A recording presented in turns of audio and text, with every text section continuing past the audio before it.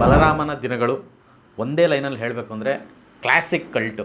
ಕಾಲ್ಪನಿಕ ಅಂತ ಒಂದು ಕಡೆ ಮೆನ್ಷನ್ ಮಾಡ್ತಾರೆ, ಅದು ಕಾಲ್ಪನಿಕ ಅಲ್ಲ ಅನ್ನೋದು ಸಿನಿಮಾ ನೋಡಿದಾಗ ನಿಮಗೆ ಗೊತ್ತಾಗುತ್ತೆ. ಬಲರಾಮನ ಒಂದು ಬಯೋಪಿಕ್ನ ಇವರು ತೆರೆಗೆ ತಂದಿದ್ದಾರೆ ಅಂತ ಹೇಳೋದ್ರಲ್ಲಿ ಯಾವುದೇ ಸಂಶಯವಿಲ್ಲ, ಯಾವುದೇ ಅನುಮಾನ ಇಲ್ಲ. ಇಡೀ ಸಿನಿಮಾ ಹೆಂಗೆ ಕಾಣುತ್ತೋ ಅವರು ಒಂದು ಕ್ಯಾರೆಕ್ಟರ್ ಆಗಿ, ಅವರ ಕೆಲಸ ಒಂದು ಕ್ಯಾರೆಕ್ಟರ್ ಆಗಿ ನಮಗೆ ಕಾಣಕ್ಕೆ ಶುರು ಆಗುತ್ತೆ. ಪದ್ಮಾವತಿ ಫಿಲ್ಮ್ಸ್ ಅವರ ಒಂದು ಧೈರ್ಯಕ್ಕೆ, ಅವರ ಒಂದು ಸಿನಿಮಾ ಪ್ರೀತಿಗೆ ಒಂದು ಸಲಾಂ ಹೇಳಲೇಬೇಕು. ವಿನೋದ್ ಪ್ರಭಾಕರ್ ಅವರ ಒಳಗಡೆ ಈ ಥರದ್ದೊಬ್ಬ ನಟನ ಇದಾನ, ಬಲರಾಮನ ಪಾತ್ರಧಾರಿಯಾಗಿ ಅವರು ಜೀವಿಸಿದ್ದಾರೆ. ಲಾಸ್ಟ್ ಕ್ಲೈಮ್ಯಾಕ್ಸ್ ಮಾತ್ರ ಅದ್ಭುತ. ಈ ಸಿನಿಮಾದಲ್ಲಿ ಇನ್ನೊಂದು ಪಾತ್ರ ಹೈಲೈಟ್ ಆಗುತ್ತೆ, ಅದೇ ಕತ್ತಿ. ಸಿನಿಮಾ ನೋಡ್ಕೊಂಡು ಆಚೆ ಬಂದಾಗ ಇದೆಲ್ಲ ಕಾಡುತ್ತೆ, ಎಸ್ಪೆಷಲಿ ಕತ್ತಿ ತುಂಬ ಕಾಡ್ತಾನೆ. ಎರಡು ದೇಹ ಒಂದೇ ಆತ್ಮ ಅನ್ನೋ ರೀತಿಯಾಗಿ ಈ ಜೋಡಿ ಕಂಟೆಂಟ್ಸ್ನ ಮಾಡ್ಕೊಂಬಂದಿದೆ. ರಜತ್ ವಿನಯ್ ಕಾಂಬಿನೇಷನ್ ಈ ಸಿನಿಮಾದಲ್ಲಿ ವಿಶೇಷ, ಯಾಕೆಂದರೆ ಪ್ರಮೋಷನ್ಸ್ ಎಲ್ಲ ನೀವು ನೋಡಿರ್ತೀರ. ತುಂಬ ಸ್ಟ್ಯಾಂಡರ್ಡ್ಸ್ ಇದೆ ಇದರಲ್ಲಿ, ಟೆಕ್ನಿಕಲಿ, ಸಿನಿಮ್ಯಾಟಿಕ್ ಆಗಿ. ಇಡೀ ಸಿನಿಮಾ ನಾವು 80ರ ದಶಕಕ್ಕೆ ಟ್ರಾವೆಲ್ ಮಾಡ್ಕೊಂಡು ಬಂದಂಗೆ ಆಗುತ್ತೆ. ಆತ್ಮೀಯ ಕನ್ನಡ ಪಿಕ್ಚರ್ ವೀಕ್ಷಕರಿಗೆ ನಮಸ್ಕಾರ, ನಾನು ಪ್ರವೀಣೇಕ್ ಅಂತ. ಈ ಹೊತ್ತು ನಿಮ್ಮ ಮುಂದೆ ಬಂದಿರೋವಂಥದ್ದು ವಿಚಾರ ಬಲರಾಮನ ದಿನಗಳು. ನಾಳೆ ಸಿನಿಮಾ ರಿಲೀಸ್ ಆಗ್ತಾ ಇದೆ. ಅದಕ್ಕೂ ಮೊದಲು ಇವತ್ತು ಪತ್ರಕರ್ತ ಮಿತ್ರರಿಗೆ ಒಂದು ಶೋನ ಅರೇಂಜ್ ಮಾಡಿದರು. ಸೊ ಈಗಷ್ಟೇ ಸಿನಿಮಾ ನೋಡ್ಕೊಂಡು ಬಂದಿದ್ದೀನಿ. ಈ ಸಿನಿಮಾದ ಬಗ್ಗೆ ತುಂಬ ವಿಷಯಗಳನ್ನು ಮಾತಾಡಬೇಕು ಅಂತ ಮನಸಾರೆ ನಿಮ್ಮ ಮುಂದೆ ನಾನು ಇವತ್ತು ಈ ಕ್ಷಣ ಬಂದಿದ್ದೀನಿ. ಸೊ ಮೊದಲಿಗೆ ಬಲರಾಮನ ದಿನಗಳು ಒಂದೇ ಲೈನಲ್ಲಿ ಹೇಳಬೇಕು ಅಂದರೆ ಕ್ಲಾಸಿಕ್ ಕಲ್ಟು. ಅಂದರೆ ತುಂಬ ಅಪರೂಪ ಮತ್ತು ಯಾವಾಗಲೂ ನೋಡಬಹುದು, ಯಾವಾಗಲೂ ಪದೇ ಪದೇ ನೋಡಬಹುದು ಅನ್ನುವಂತಹ ಸಿನಿಮಾಗಳ ಸಾಲಿಗೆ ಈ ಸಿನಿಮಾ ಸೇರುತ್ತೆ ಅಂತ ಮೊದಲಿಗೆ ನಾನು ಹೇಳೋದಕ್ಕೆ ಇಷ್ಟಪಡ್ತೀನಿ. ಆ ಥರದ್ದು ಒಂದು ಕ್ರಾಫ್ಟು ಈ ಸಿನಿಮಾ. ನಿಮಗೆಲ್ಲ ಗೊತ್ತಿರೋ ಹಾಗೆ ಆ ದಿನಗಳು ಮುಂದುವರೆದ ಅಧ್ಯಾಯ, ಅಂದರೆ ಅವರ ಒಂದು ಟ್ಯಾಗ್ಲೈನ್ ಕೊಟ್ಟಿದ್ರು, ಆ ದಿನಗಳ ಮುಂದುವರೆದ ಅಧ್ಯಾಯ ಬಲರಾಮನ ದಿನಗಳು ಅಂತ ಟೈಟ್ಲಲ್ಲೇ KM ಚೈತನ್ಯ ನಿರ್ದೇಶಕರು ಹೇಳಿದರು. ಸೊ ಅದು ಏನು ಹೇಳಿದ್ರು ಅದೇ ರೀತಿ ಇದು ಮುಂದುವರೆದ ಅಧ್ಯಾಯ. ಆದರೆ ಕಾಲ್ಪನಿಕ ಅಂತ ಒಂದು ಕಡೆ ಮೆನ್ಷನ್ ಮಾಡ್ತಾರೆ, ಅದು ಕಾಲ್ಪನಿಕ ಅಲ್ಲ ಅನ್ನೋದು ಸಿನಿಮಾ ನೋಡಿದಾಗ ನಿಮಗೆ ಗೊತ್ತಾಗುತ್ತೆ. ಸೊ ಬಲರಾಮನ ಒಂದು ಬಯೋಪಿಕ್ನ ಇವರು ತೆರೆಗೆ ತಂದಿದ್ದಾರೆ ಅಂತ ಹೇಳೋದ್ರಲ್ಲಿ ಯಾವುದೇ ಸಂಶಯವಿಲ್ಲ, ಯಾವುದೇ ಅನುಮಾನ ಇಲ್ಲ. ಸೊ ಸಿನಿಮಾ ನೋಡಿದಾಗ ಅಷ್ಟೇ ನಿಮ್ಗೆ ಗೊತ್ತಾಗುತ್ತೆ. ಅವರು ಒಂದಷ್ಟು ಡಿಸ್ಕ್ಲೈಮರ್ಗಳ ವಿಚಾರದಿಂದ ಅದನ್ನು ಕಾಲ್ಪನಿಕ ಅಂತ ಹೇಳ್ತಾ ಇದ್ದಾರೇನೋ ಅಂತ ಒಂದು ಅನಿಸಿಕೆ ನಮಗೆ ಸಿನಿಮಾ ನೋಡಿದ್ಮೇಲೆ ಅನಿಸುತ್ತೆ. ಸೊ ಅದು ಇರಲಿ. ಸೊ ಸಿನಿಮಾ ಬಗ್ಗೆ ಹೇಳಬೇಕು ಅಂದರೆ ಇದು ಒಂದು ಈ ಸೀಸನ್ಗೆ ಬಂದಿರುವಂತಹ ಅತ್ಯದ್ಭುತವಾದಂತಹ ಸಿನಿಮಾ, ಕಲ್ಟ್ ಕ್ಲಾಸಿಕ್ಕು, ಕನ್ನಡ ಚಿತ್ರರಂಗದ ಹೆಮ್ಮೆ ಅಂತ ಹೇಳೋದಕ್ಕೆ ಇಷ್ಟಪಡ್ತೀನಿ. ಆ ರೀತಿಯಾದಂತಹ ಒಂದು ಕ್ರಾಫ್ಟ್ನ ಇವರು ತಂದು ಪ್ರೇಕ್ಷಕರ ಎದುರುಗಡೆ ಇಟ್ಟಿದ್ದಾರೆ. ತುಂಬ ದೊಡ್ಡ ಸ್ಟ್ಯಾಂಡರ್ಡ್ಸ್ ಇದೆ. ಅಂದರೆ ನಾನು ಹೇಳೋದು ಇಂಟರ್ನ್ಯಾಷನಲ್ ಲೆವೆಲ್ ಫಿಲ್ಮ್ ಸ್ಟ್ಯಾಂಡರ್ಡ್ಸು ಈ ಸಿನಿಮಾದಲ್ಲಿ ಇದೆ ಅಂತ ಹೇಳೋದಕ್ಕೆ ಇಷ್ಟಪಡ್ತೀನಿ. ಯಾಕೆಂದರೆ ಈ ಸಿನಿಮಾದ ಛಾಯಾಗ್ರಹಣ, ಈ ಸಿನಿಮಾದ ಸಂಗೀತ, ಈ ಸಿನಿಮಾದ ಕಲೆ, ಈ ಸಿನಿಮಾದ ಒಟ್ಟಾರೆಯಾಗಿ ಈ ಒಂದು ಸಿನಿಮಾ ರಚನೆ ಆಗಿರೋ ರೀತಿ, ಅದನ್ನು ಆ ದೃಶ್ಯರೂಪಕ್ಕೆ ಮಾರ್ಪಾಡು ಮಾಡಿರೋ ರೀತಿ, ಅದನ್ನು ತಂದು ತೋರಿಸಿರೋ ರೀತಿ ಹಾಗಿದೆ.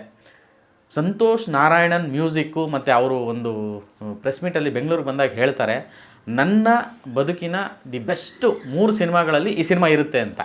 ಸೊ ಅಂದರೆ ಅವರೇ ಕೆಲಸ ಮಾಡಿರೋ ಸಿನಿಮಾ ಅಲ್ಲದೆ ಅವರು ನೋಡುವಂತಹ ಸಿನಿಮಾ, ಅವರು ಪದೇ ಪದೇ ನೋಡಬೇಕು ಅಂತ ಅನಿಸೋ ಸಿನಿಮಾಗಳ ಸಾಲಲ್ಲಿ ಇದು ಬೆಸ್ಟ್ 3ಯಲ್ಲಿ ಇರುತ್ತೆ ಅಂತ ಹೇಳಿದರು. ಆ ಮಾತು ನಿಜ ಅಂತ ಇವತ್ತು ನನಗೆ ಸಿನಿಮಾ ನೋಡಿದಾಗ ಅನ್ನಿಸ್ತು.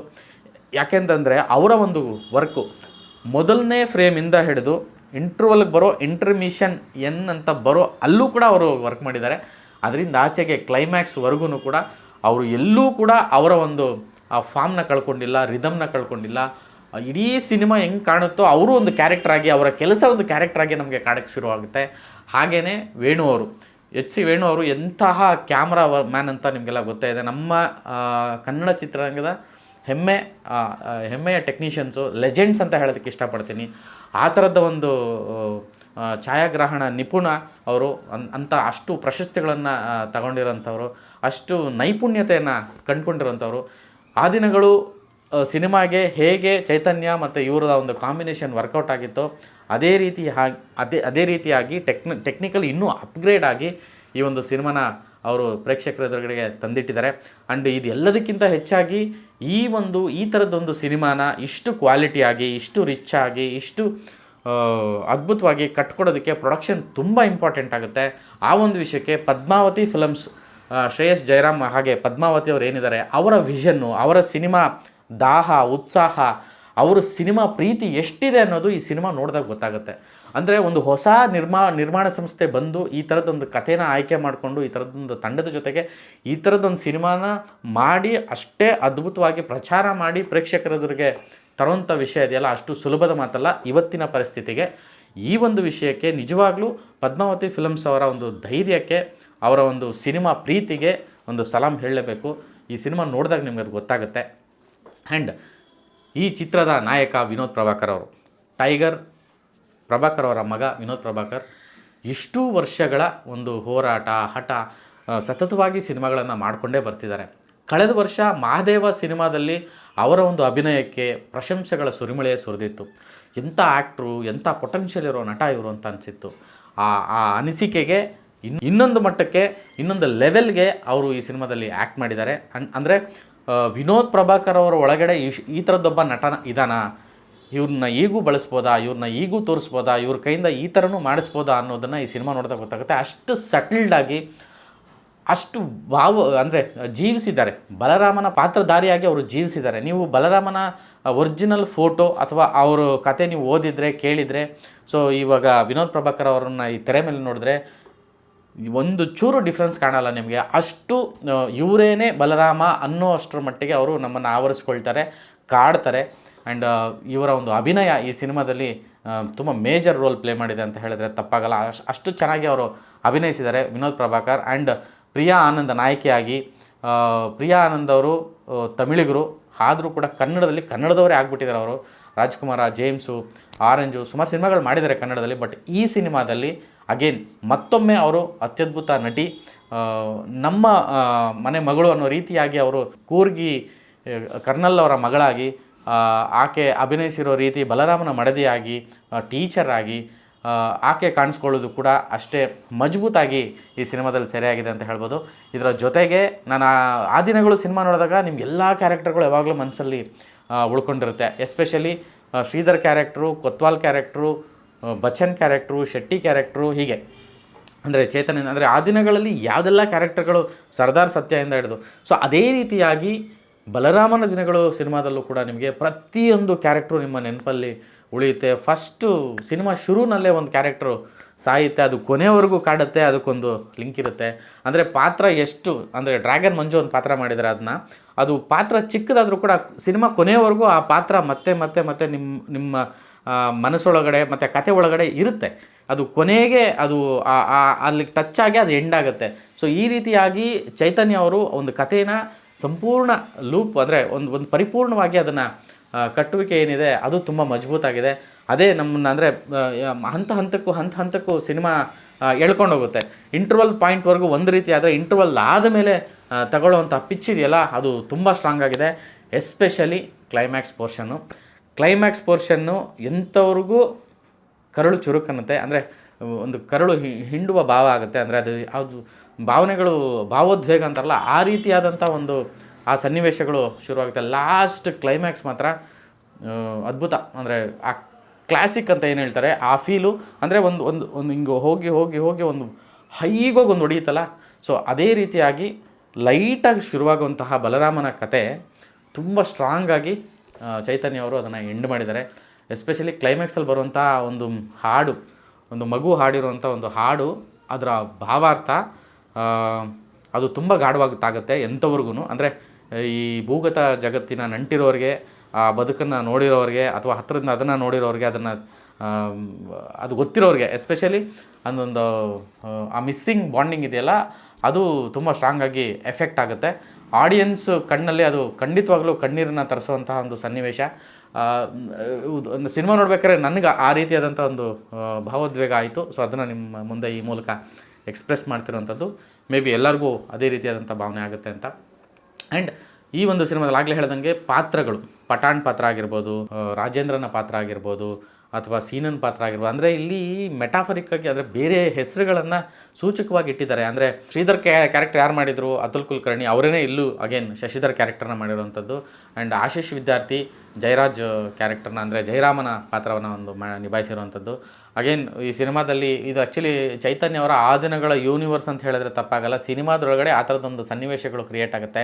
ಅಂದರೆ ಕೊತ್ವಾಲ್ನ ಆ ದಿನಗಳು ಸಿನಿಮಾದಲ್ಲಿ ಹೇಗೆ ಸಾಯಿಸ್ತಾರೆ, ಒಂದು ಫಾರ್ಮ್ ಹೌಸಲ್ಲಿ ಸುಟ್ಟಾಕ್ತಾರೆ, ಆ ಟೈಮಲ್ಲಿ ಅಲ್ಲಿಗೆ ಜಯರಾಜ್ ಎಂಟ್ರಿ ಆಗೋದು, ಆ ಸನ್ನಿವೇಶಗಳು ಪುನಃ ಇಲ್ಲಿ ರಿಪೀಟ್ ಆಗುತ್ತೆ. ಶೆಟ್ಟಿ ಹೆಸರು ಬರುತ್ತೆ, ಪೇಪರ್ ಆರ್ಟಿಕಲಲ್ಲಿ ಅದನ್ನು ತೋರಿಸೋ ರೀತಿ ಆಗಿರ್ಬೋದು, ಅಥವಾ ಚಾಮರಾಜ್ ಅಂದರೆ ಈ ಜಯರಾಜ್ನ ಹೊಡೆಯುವಂಥ ಸೀಕ್ವೆನ್ಸು, ರೈ ಸೀಕ್ವೆನ್ಸ್ಗಳು, ಆ್ಯಂಡ್ ರಮೇಶ್ ಇಂದಿರಾ ಅವರು ಮುತ್ತಪ್ಪ ರೈ ಅಂದರೆ ಮೋನಪ್ಪ ರೈ ಅನ್ನೋ ಪಾತ್ರದಲ್ಲಿ ಅವರು ಕಾಣಿಸ್ಕೊಂಡಿರೋ ರೀತಿ ಸ್ಟೇಟ್ ಮುತ್ತಪ್ಪ ರೈ ಅಂತ ಅನ್ನಿಸ್ತಾರೆ ಸರ್. ಮೋನಪ್ಪ ರೈ ಅದೇ ಮುತ್ತಪ್ಪ ರೈ ಅಂತಲೇ ಅನ್ನಿಸ್ತಾರೆ. ಆ ಒಂದು ಭಾಷೆ, ಮಂಗಳೂರಿನ ಸ್ಲ್ಯಾಂಗು, ಅವರು ಬಳಸ್ತಾ ಇದ್ದಿದ್ದು ಭಾಷೆ, ಅಂದರೆ ಅವ್ರು ಮಾತಾಡ್ತಿದ್ದ ಸ್ಪೀಡು, ಹಾಗೆಯೇ ಅವರು ಸಿಗರೆಟ್ ಸೇದೋ ರೀತಿ, ಅವರು ಗಡ್ಡ, ಫ್ರೆಂಚಿಪ್ ಬ್ರೀಡು, ಅವರು ವಾಕಿಂಗ್ ಮಾಡೋ ಮ್ಯಾನರಿಸಮ್ಮು, ಅವ್ರ ನಗು, ಅವ್ರ ಕಣ್ಣು ನೋಟ. Ramesh Indira one of the finest actor, ನಮ್ಮ ಇಂಡಸ್ಟ್ರಿಯ ಒಂದು ಹೆಮ್ಮೆ ಅಂತ ಹೇಳ್ಬೋದು ಇವ್ರೂ ಕೂಡ. ಸೊ ಆ ಥರದ ಒಂದು ಪಾತ್ರವನ್ನು ರಮೇಶ್ ತುಂಬ ಚೆನ್ನಾಗಿ ಅಭಿನಯಿಸಿದ್ದಾರೆ. ಆ್ಯಂಡ್ ಇಡೀ ಸಿನಿಮಾದಲ್ಲಿ ಇನ್ನೊಂದು ಪಾತ್ರ ಹೈಲೈಟ್ ಆಗುತ್ತೆ, ಅದೇ ಕತ್ತಿ, ವಿನಯ್ ಗೌಡ. ಸೊ ನೀವೆಲ್ಲ ಬಿಗ್ ಬಾಸ್ ವಿನಯ್ ಗೌಡನ ಬಿಗ್ ಬಾಸಲ್ಲಿ ನೋಡಿದ್ದೀರಾ, ಸಾಕಷ್ಟು ಸಿನಿಮಾಗಳಲ್ಲಿ ಇತ್ತೀಚೆಗೆ ನೋಡಿದ್ದೀರಾ, ಸೀರಿಯಲಲ್ಲಿ ನೋಡಿರ್ತೀರ. ಈ ಸಿನಿಮಾದ ನಂತರ ವಿನಯ್ ಚಿತ್ರ ಬದುಕೆ ಬದಲಾಗುತ್ತೆ ಅಂತ ನನಗೆ ಫೀಲ್ ಆಗ್ತಾಯಿದೆ. ಯಾಕೆಂದರೆ ನಾನು ಈ ಸಿನಿಮಾ ನೋಡಿದಾಗ, ಅವರ ಕ್ಯಾರೆಕ್ಟರ್ನ ನೋಡಿದಾಗ, ಕತ್ತಿ ಅನ್ನೋ ಪಾತ್ರದಲ್ಲಿ ಒಂದು ತಮಿಳ್ ಹುಡುಗ, ಬೆಂಗಳೂರಲ್ಲಿರುವಂಥ ತಮಿಳ್ ಫ್ಯಾಮಿಲಿಯ ಹುಡುಗ, ಅವರು ಬಳಸಿರೋಂಥ ಸ್ಲ್ಯಾಂಗು, ಮ್ಯಾನರಿಸಮ್ಮು, ಆ ವಿಲನಿಶ್. ಟಗರು ಸಿನಿಮಾದಲ್ಲಿ ಡಾಲಿ ಬಂದಾಗ ಹೆಂಗಾಗ್ತಿತ್ತು, ಅಥವಾ ಡಾಲಿ ಟಗರು ಆದಮೇಲೆ ಆಫ್ಟರ್ ಡಾಲಿ ಹೆಂಗೆ ಎಮರ್ಜ್ ಆದರು, ಆ ಥರದ್ದೊಂದು ಫೀಲ್ ನನಗೆ ಈ ಸಿನಿಮಾ ನೋಡಿದಾಗ ವಿನಯ್ ವಿಷಯಕ್ಕೆ ಅನ್ನಿಸ್ತಾ ಇದೆ. ಸೊ ಗೊತ್ತಿಲ್ಲ, ಅಂದರೆ ಸಿನಿಮಾ ನಾಳೆ ರಿಲೀಸ್ ಆಗ್ತಾಯಿದೆ, ಅದು ಎಷ್ಟರ ಮಟ್ಟಿಗೆ ಅದನ್ನು ಹೇಗೆ ತೊಗೊಳ್ತಾರೆ ಅಂತ. ಇಡೀ ಸಿನಿಮಾದಲ್ಲಿ ಕತ್ತಿ ಅಂದರೆ ಸಿನಿಮಾ ನೋಡ್ಕೊಂಡು ಆಚೆ ಬಂದಾಗ ಇದೆಲ್ಲ ಕಾಡುತ್ತೆ. ಎಸ್ಪೆಷಲಿ ಕತ್ತಿ ತುಂಬ ಕಾಡ್ತಾನೆ. ಅಂದರೆ ಆ ಕತ್ತಿಯ ಒಂದು ಏನಂದರೆ ನಿಷ್ಕಾರುಣ್ಯ ಕತ್ತಿ ಕ್ಯಾರೆಕ್ಟ್ರು ನಮ್ಮನ್ನು ಕಾಡುತ್ತೆ. ಆ್ಯಂಡ್ ಬಿಂಡ ಬಿಗಿನಿಂಗು ಬರುವಂತಹ ಡ್ರ್ಯಾಗನ್ ಮಂಜು ಬಿಂಡ ಕ್ಯಾರೆಕ್ಟ್ರು ಕೊನೆಗೆ ಕನೆಕ್ಟ್ ಆಗುತ್ತೆ. ಅಂದರೆ ಆಗಲೇ ಹೇಳ್ದಂಗೆ ಪಾತ್ರಗಳು ಸಣ್ಣದು ದೊಡ್ಡದು ಅನ್ನೋದಕ್ಕಿಂತ ಪ್ರತಿ ಪಾತ್ರವೂ ಇಲ್ಲಿ ಇಂಪ್ಯಾಕ್ಟ್ಫುಲ್ ಆಗುತ್ತೆ. ಆ್ಯಂಡ್ ಪಟ್ಟಣದೊಂದು ಸೀಕ್ವೆನ್ಸ್ ಬರುತ್ತೆ. ಆ ಟೈಮಲ್ಲಿ ವಿನೋದ್ ಪ್ರಭಾಕರ್ದೊಂದು ಅಭಿನಯ ಇದೆ, ಒಬ್ಬ ಸ್ನೇಹಿತ, ಮತ್ತು ಆ ಒಂದು ಬಾಂಡಿಂಗು, ಆ ಒಂದು ಎಮೋಷನ್ಸ್ನ ಅವ್ರು ಕ್ಯಾರಿ ಮಾಡಿರೋ ರೀತಿ, ಎಮೋಷ್ನಲ್ ಆಗ್ತಾರೆ. ತುಂಬ ಫ್ರೆಂಡ್ಶಿಪ್ಪು, ಫ್ರೆಂಡ್ಸ್ಗೆ ವ್ಯಾಲ್ಯೂ ಕೊಡೋಂಥದ್ದು, ಅದೊಂದು ಎಮೋಷ್ನಲ್ ಮೂಮೆಂಟ್. ಅಂದರೆ ಈ ಸಿನಿಮಾ ತುಂಬ ಕ್ಲಾಸಾಗಿ ಪ್ರೆಸೆಂಟ್ ಮಾಡಿದ್ದಾರೆ. ಈ ಸಿನಿಮಾದಲ್ಲಿ ಆಗಲೇ ಹೇಳ್ದಂಗೆ ಒಂದೊಂದು ಪಾತ್ರ, ಅಂದರೆ ಮೇ ಬಿ ಈ ಸಿನಿಮಾ ಆದಮೇಲೆ, ಈ ಸಿನಿಮಾ ನೋಡಿದ್ಮೇಲೆ ಸುಮಾರು ಫಿಲ್ಮ್ ಮೇಕರ್ಸು ಈ ಒಂದು ಗ್ಯಾಂಗಿಗೆ ಅಥವಾ ಈ ಒಂದು ಕಲಾವಿದರಿಗೆ ತುಂಬ ದೊಡ್ಡ ಅವಕಾಶ ಕೊಡ್ತಾರೆ. ಅದರಲ್ಲಿ ಮೊದಲನೇದಾಗಿ ಕಡ್ಡಿ ವಿಶ್ವ, ಸೈಮನ್ ಕ್ಯಾರೆಕ್ಟರ್ ಮಾಡಿರೋಂಥ ಕಡ್ಡಿ ವಿಶ್ವ. ಸೊ ಕಣ್ಣಲ್ಲೇ ನಟಿಸಿದ್ದಾನೆ ಮನುಷ್ಯ. ಅಂದರೆ ಅವರು ತುಂಬ ಒಳ್ಳೆ ನಟ ಅಂತ ನಮಗೆಲ್ಲ ಗೊತ್ತಿದೆ ಆಲ್ರೆಡಿ. ಸಾಕಷ್ಟು ಪಾತ್ರಗಳಿಂದ ಹೆಸರುವಾಸಿ ಕೂಡ ಅವರು. ಸೊ ವೈಯಕ್ತಿಕವಾಗಿ ಸಿನಿಮಾ ತುಂಬ ಚೆನ್ನಾಗಿ ಗೊತ್ತಿರೋಂತಹ ಒಂದು ಪ್ರತಿಭೆ. ಸೊ ಇವರ ಒಂದು ಪಾತ್ರ. ಆ್ಯಂಡ್ ಅರುಣ್ ಕಿರುತೆರೆಯಲ್ಲಿ ನೀವು ತುಂಬ ಪಾತ್ರಗಳು ನೋಡಿರ್ತೀರ, ಒಂದಷ್ಟು ಸಿನಿಮಾಗಳು ನೋಡಿರ್ತೀರ. ರಾಜೇಂದ್ರ ಅನ್ನೋ ಒಂದು ಪಾತ್ರ ಮಾಡಿರುತ್ತ ಅರುಣ್ ಈ ಸಿನಿಮಾದಿಂದ ಆಚೆಗೆ ತುಂಬ ಒಳ್ಳೆಯ ವಿಲನ್ ಆಗೋ ಎಲ್ಲ ಲಕ್ಷಣಗಳು ಇದೆ. ತುಂಬ ಒಳ್ಳೆ ಲುಕ್ ಇದೆ ಸಿನಿಮಾದಲ್ಲಿ. ಆ್ಯಂಡ್ ಪ್ರಾಮಿಸಿಂಗ್ ಅನಿಸುತ್ತೆ ಈ ಫೇಸ್ಗಳೆಲ್ಲ. ಆ್ಯಂಡ್ ಅನಿಲ್ ಸಿದ್ದು, ಪಠಾಣ್ ಕ್ಯಾರೆಕ್ಟರ್ ಮಾಡಿರೋಂಥ ಅನಿಲ್ ಸಿದ್ದು, ಆ ಒಂದು ಅನಿಲ್ದೊಂದು ನೋಟ, ಮ್ಯಾನರಿಸಮ್ಸು, ಒಂದು ಮಾತು, ಪ್ರಮೋಷನ್ಸ್ ಇದರಲ್ಲಿ ತುಂಬ ಅವರು ತಮಾಷೆಯಾಗಿ ತುಂಬ ರೀತಿಯಾಗಿ ಅದೇ ಪಾತ್ರದಲ್ಲೇ ಜೀವಿಸಿದರು. ಸಿನಿಮಾದಲ್ಲಿ ನೋಡಿದಾಗ ತುಂಬ ಒಳ್ಳೆಯ ಪ್ರತಿಭೆ ಇವರು. ಸೊ ಖಂಡಿತವಾಗ್ಲೂ ಇವರು. ಹಾಗೆಯೇ ಸೀನಾ ಪಾತ್ರ ಮಾಡಿರುವಂತಹ ಪುನೀತ್ ಪಾತ್ರವೂ ಕೂಡ, ಅಂದರೆ ಆಗಲೇ ಹೇಳ್ದಂಗೆ ಒಂದೊಂದು ಪಾತ್ರನೂ ಹಿಂಗೆ ತೆಗೆದು ಹಾಕಂಗಿಲ್ಲ. ಎಲ್ಲ ಪಾತ್ರಗಳು ಕೂಡ ಇಂಪ್ಯಾಕ್ಟ್ಫುಲ್ ಆಗಿರುವಂಥ ಪಾತ್ರಗಳು. ಮೇ ಬಿ ಈ ಸಿನಿಮಾ ನೋಡಿದ ಮೇಲೆ ಫಿಲ್ಮ್ ಮೇಕರ್ಸು ಅಥವಾ ನೋಡಿದ್ಮೇಲೆ ತುಂಬ ಒಳ್ಳೆ ಅವಕಾಶಗಳು ಈ ಪಾತ್ರಗಳಿಗೆ ಸಿಗುತ್ತೆ. ಆ್ಯಂಡ್ ಆಗಲೇ ಹೇಳ್ದಂಗೆ ಇವರು ಕೂಡ ಅಷ್ಟೇ, ಪ್ರತಾಪ್ ನಾರಾಯಣ್ ಆಗಲಿ, ಅಶ್ವಿನ್ ಆಗಲಿ. ಆಮೇಲೆ ಒಂದೇ ಒಂದು ರಿಕ್ವೆಸ್ಟು, ಇವರು ತುಂಬ ಚೆನ್ನಾಗಿ ಪೊಲೀಸ್ ಲುಕ್ಕಲ್ಲಿ ಕಾಣಿಸ್ತಾರೆ ಅಂತ ಸಿಕ್ಕಾಪಟ್ಟೆ ಪೊಲೀಸ್ ಪಾತ್ರಗಳು ಇವರು ಕೊಡ್ತಾನೆ ಇದ್ದಾರೆ. ಸೊ ಇವರು ಬೇರೆ ಪಾತ್ರಗಳನ್ನು ಮಾಡಬಲ್ಲಂತಹ ತುಂಬ ಪ್ರತಿಭಾವಂತಹ ಕಲಾವಿದರು ಅಂತ ನಿಮಗೆ ಗೊತ್ತಿದೆ. ಆ್ಯಂಡ್ ಅಲ್ಲಿ ಕಾಣುತ್ತೆ ಕೂಡ. ಅವರಿಗೆ ಪೊಲೀಸ್ ಬಿಟ್ಟು ಇನ್ನೂ ಬೇರೆ ಬೇರೆ ಬಗೆಯ ಪಾತ್ರಗಳು ಸಿಗಲಿ ಅನ್ನೋದೇ ನಮ್ಮ ಆಶಯ. ಈ ಸಿನಿಮಾದಲ್ಲಿ ಅವರ ಪಾತ್ರ, ಅವರ ನಿರ್ವಹಣೆ, ಅವರ ತುಂಬ ಅಚ್ಚುಕಟ್ಟಾಗಿದೆ. ಸಿನಿಮಾಗೆ ಅದು ತುಂಬ ಅವಶ್ಯಕವಾಗೂ ಇದೆ. ಅಷ್ಟು ಚೆನ್ನಾಗಿ ಬ್ಲೆಂಡ್ ಆಗಿದ್ದಾರೆ ಎಲ್ಲ ಕಲಾವಿದರು. ಎಲ್ಲೆಲ್ಲಿ ಬೇಕೋ ಅಲ್ಲಿ ಮಾಸ್ ಎಲಿವೇಷನ್ಸ್ ಆಗುತ್ತೆ. ಆ್ಯಂಡ್ ಸಂತೋಷ್ ನಾರಾಯಣನ್ ಅವರು ಈ ಒಂದು ಆ್ಯಕ್ಷನ್ ಸೀಕ್ವೆನ್ಸ್ಗಳಿಗೆ ಕೊಟ್ಟಿರುವಂತಹ ಮ್ಯೂಸಿಕ್ಕು, ಅಂದರೆ ಅವ್ರ ಮ್ಯೂಸಿಕ್ ಇನ್ನೊಂದು ಸಿನಿಮಾ ತೋರಿಸ್ತಾ ಇರುತ್ತೆ. ಅವರು ಮ್ಯೂಸಿಕ್ ಇನ್ನೊಂದು ಕತೆ ಹೇಳ್ತಾ ಹೋಗುತ್ತೆ. ಬೇರೆ ಬೇರೆ ಲೇಯರ್ಗಳು ಓಪನ್ ಆಗ್ತಾ ಇರುತ್ತೆ. ತುಂಬ ಎಂಗೇಜಿಂಗ್ ಆಗಿ ಸ್ಕ್ರೀನ್ನ ಅವರು ಹಿಡಿದಿಡುವಂಥ ಒಂದು ಕೆಲಸ ಮಾಡಿದ್ದಾರೆ. ಇದರ ಜೊತೆಗೆ ಹರಿದಾಸ್ ಅವರ ಸಂಕಲನ, ಆಲ್ಮೋಸ್ಟ್ ಚೈತನ್ಯ ಅವರ ಎಲ್ಲ ಸಿನಿಮಾಗಳಿಗೂ ಅವ್ರ ಜೊತೆಗೆ ಕಂಟಿನ್ಯೂಸ್ ಆಗಿ ಅವರು ಎರಡು ದೇಹ ಒಂದೇ ಆತ್ಮ ಅನ್ನೋ ರೀತಿಯಾಗಿ ಈ ಜೋಡಿ ಕಂಟೆಂಟ್ಸ್ನ ಮಾಡ್ಕೊಂಬಂದಿದೆ. ನೀವೆಲ್ಲ ನೋಡಿದ್ದೀರಾ. ಆ ದಿನಗಳು ಇವರ ಒಂದು ಕೆಲಸದ ಇಂಪ್ಯಾಕ್ಟ್ ಎಷ್ಟು ದೊಡ್ಡದಾಗಿತ್ತು ಅಂತ ನಿಮ್ಗೆ ಗೊತ್ತೇ ಇದೆ. ಆ್ಯಂಡ್ ಈ ಸಿನಿಮಾದಲ್ಲಿ ಅಗೈನ್ ಅದಾಗಿದೆ. ಸೊ ವೇಣು ಅವರ ಒಂದು poetic cinematography and Santosh Narayanan ಅವರ ಆ ಒಂದು ಜೀವ ತುಂಬಿಸುವಿಕೆ, ಅದು ಎರಡರ ಬ್ಲೆಂಡು, ಚೈತನ್ಯ ಅವರ ಒಂದು ವಿಷನ್ನು. ಅಂದರೆ ಆ ದಿನಗಳು ಸಿನಿಮಾ ನೋಡಿದ್ಮೇಲೆ ನಮಗೆಲ್ಲ ಓಕೆ, 80s ಅಥವಾ ಬೆಂಗಳೂರಿನ ಭೂಗತ ಜಗತ್ತು ಹಿಂಗೆ ಇತ್ತೇನೋ, ಇದೇ ಕ್ಯಾರೆಕ್ಟರ್ಗಳೇನೋ. ಇವಾಗ್ಲೂ ಕೊತ್ವಾಲ್ ಅಂದರೆ ನಮಗೆಲ್ಲ ಗೊತ್ತೇ ಇಲ್ಲ. ನಾವು ಶರತ್ ಲೋಹಿತಾಶ್ವರನ್ನೇ ನೆನೆಸ್ಕೊತೀವಿ, ಜಯರಾಜೇಂದ್ರ ಆಶೀಶ್ ವಿದ್ಯಾರ್ಥಿ ಅಂತಲೇ ಅನಿಸುತ್ತೆ. ಸೊ ಅಷ್ಟು ಅಚ್ಚುಕಟ್ಟಾಗಿ ಹೋಲಿಕೆಯಾಗುವಂತಹ ಪಾತ್ರಗಳನ್ನು ಅವ್ರು ಆಯ್ಕೆ ಮಾಡಿಕೊಂಡು ಕಟ್ಕೊಟ್ಟಿದ್ದಂತಹ ಸಿನಿಮಾ. ಸೊ ಅಗೇನ್ ಅದೇ ಥರದ ಒಂದು ವಿಜುವಲೈಸೇಷನ್ ಅವ್ರು ಮಾಡಿರೋದು, ಇದೆಲ್ಲವನ್ನೂ ತುಂಬ ಹೆಂಗೆ ಅದೇ ಪೊಯೆಟಿಕ್ ರೀತಿಯಲ್ಲೇ ಅದನ್ನು ಸಂಕಲಿಸಿರೋದು KGF ಹರಿದಾಸ್ KGF ಅವರ ಸಂಕಲನ. ಅಂದರೆ ಇಲ್ಲಿ ಒಂದೊಂದು ವಿಷಯವು SFX ರವಿ ಹಿರೇಮಠ್ ಮಾಡಿದ್ದಾರೆ. ಅಂದರೆ ತುಂಬ ಜನದ ಟೆಕ್ನಿಷಿಯನ್ಸ್ ಕೆಲಸ ಎಷ್ಟು ಅಚ್ಚುಕಟ್ಟಾಗಿ ಆಗಿದೆ ಅಂದರೆ ಅದಕ್ಕೆ ನಾನು ಹೇಳಿದ್ದು ಇದೊಂದು ಕ್ಲಾಸ್ ಕಲ್ಟು, ಯಾವಾಗಲೂ ಮತ್ತೆ ಮತ್ತೆ ನೋಡುವಂಥ ಸಿನಿಮಾ. ಆ್ಯಂಡ್ ಇನ್ನೊಂದು ಸ್ಟಡಿ ಮೆಟೀರಿಯಲ್ ಥರ ಸಿನಿಮಾ ಮೇಕರ್ಸ್ಗೆ, ಅಂದರೆ ಸಿನಿಮಾ ಆಸಕ್ತರಿಗೆ ಇನ್ನೊಂದು ಸ್ಟಡಿ ಮೆಟೀರಿಯಲ್ ಈ ಸಿನಿಮಾ ಆಗುತ್ತೆ ಅನ್ನೋದು ನನ್ನದೊಂದು ಅನಿಸಿಕೆ. ಆ್ಯಂಡ್ ಕರ್ನಲ್ ಪಾತ್ರದಲ್ಲಿ ಅವಿನಾಶ್ ಅವರು ಬಂದಿರ್ತಾರೆ. ಅಂದರೆ ಈ ಸಿನಿಮಾದಲ್ಲಿ ಮಿಕ್ಸ್ ಮ್ಯಾಚ್ ಇದೆ. ರಜತ್ತು ವಿನಯ್ ಕಾಂಬಿನೇಷನ್ ಈ ಸಿನಿಮಾದಲ್ಲಿ ವಿಶೇಷ. ಯಾಕೆಂದರೆ ಪ್ರಮೋಷನ್ಸಲ್ಲೆಲ್ಲ ನೀವು ನೋಡಿರ್ತೀರ. ಆ್ಯಂಡ್ ಆ ಸಿನಿಮಾದ ಒಳಗಡೆ ಅವ್ರದ್ದು ಬೇರೆ ರೀತಿಯಾಗಿ ಕಾಣಸಿಗುತ್ತೆ ನಿಮಗೆ. ಸೊ ಪಾತ್ರ ರಜತ್ತು ಅಷ್ಟೇ ಬಂದು ಒಂದು ಸಣ್ಣ ಪಾತ್ರ ಆದರೂ ಕೂಡ ಇಂಪ್ಯಾಕ್ಟ್ಫುಲ್ಲಾಗಿ ನಿಲ್ಲುವಂಥ ಪಾತ್ರ. ಆಚೆ ಬಂದಮೇಲೆ ಈ ಪಾತ್ರ ಹಿಂಗೆ ಮಾಡಿತ್ತಲ್ಲ ಅಂತ ಒಂದು ನೆನಪಲ್ಲಿ ಇಟ್ಕೊಳ್ಳೋವಂಥ ಪಾತ್ರ. ಸಿಂಗ್ಲಿ ಗ್ಯಾಂಗಲ್ಲಿರುವಂತಹ ಎಲ್ಲ ಕ್ಯಾರೆಕ್ಟರ್ಗಳು ಒಂದೊಂದು ಕ್ಯಾರೆಕ್ಟ್ರು ಒಂದೊಂದು ಬಗೆಯಲ್ಲಿ ಹೈಲೈಟ್ ಆಗುತ್ತೆ. ಎಸ್ಪೆಷಲಿ ಆದಿತ್ಯ ಹೈಲೈಟ್ ಆಗ್ತಾರೆ. ಆದಿತ್ಯ ಬಿಟ್ಟರೆ ತೇಜು ಈ ಸಿನಿಮಾ ನಿರ್ಮಾಪಕರ ಮಗ ಕೂಡ. ಆ್ಯಂಡ್ ಮೊದಲನೇ ಸಿನಿಮಾ ಅಂತ ಅನಿಸಲ್ಲ. ತುಂಬ ಪೊಟೆನ್ಷಿಯಲ್ ಇದೆ, ಈ ಹುಡುಗನಿಗೆ ಒಳ್ಳೆಯ ಭವಿಷ್ಯ ಇದೆ ಅಂತ ಈ ಪಾತ್ರ ಹೇಳ್ತಾ ಇದೆ, ತೇಜು ಪಾತ್ರ. ಸೊ ಖಂಡಿತವಾಗ್ಲೂ ಅಂದರೆ ಲುಕ್ಸು ಆ್ಯಂಡ್ ಅಪಿಯರೆನ್ಸ್ ತುಂಬ ಚೆನ್ನಾಗಿದೆ. ಆ್ಯಂಡ್ ಈ ಸಿನಿಮಾದಲ್ಲಿ ನಾಟ್ ಓನ್ಲಿ ತೇಜು, ಸಿಂಗ್ಲಿ ಗ್ಯಾಂಗಲ್ಲಿರುವಂತಹ ಎಲ್ಲ ಪಾತ್ರಗಳು ಕೂಡ ಅದೇ ರೀತಿಯಾಗಿ ಅಟ್ರಾಕ್ಟ್ ಮಾಡ್ತಾರೆ. ಆ್ಯಂಡ್ ನಾಗಲೇ ಹೇಳ್ದಂಗೆ ಪ್ರತಿ ಪಾತ್ರವು ಸಣ್ಣದು ದೊಡ್ಡದು ಅನ್ನೋದಕ್ಕಿಂತ ಇಂಪ್ಯಾಕ್ಟ್ಫುಲ್ಲಾಗಿ ಶಿವರಾಮ್ ಪಾತ್ರ ಮಾಡಿರುವಂತಹ ಪ್ರತಾಪ್ ನಾರಾಯಣ್ ಬಗ್ಗೆ ಹೇಳಬೇಕು. ಶಿವರಾಜ್ ಪಾತ್ರವನ್ನು ಮಾಡಿದ್ದಾರೆ.